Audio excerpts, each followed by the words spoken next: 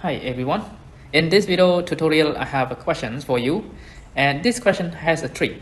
M plus n, okay, and then this keeps still the same, and the trick is here. We need to take m into the square root of m. That would be m squared times with m, okay, and then n is also the same, n squared multiplied with n over square root of m plus square root of n, okay, and then we got m plus n minus, so we will get square root of m cube and then plus square root of n cube, okay, and then over square root of m plus n. So why are we taking m outside of the square root into the square root?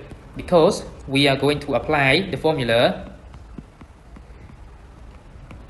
a cube plus b cube.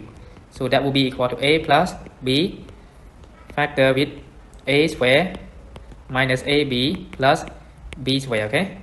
Then we will get m plus n minus, so then we are going to apply the formula here, and then we will get square root of m plus square root of n factor with square root of m square minus square root of m and n plus square root of n square over square root of m plus square root of n, then equal m plus n minus, so we are going to simplify square root of m plus square root of n here, okay, and then we will get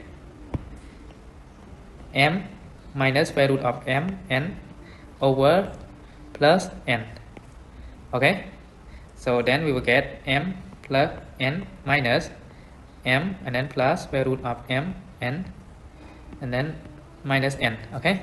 So in this case m and n has to be greater than 0, okay. Then we got m cancel with minus m and then n cancel with minus n, so the answer would be square root of m and n, okay. So b, which is equal to square root of m and n. Okay, now we have solved this question. I hope you can understand, and thank you so much for watching. Goodbye, see you in the next video.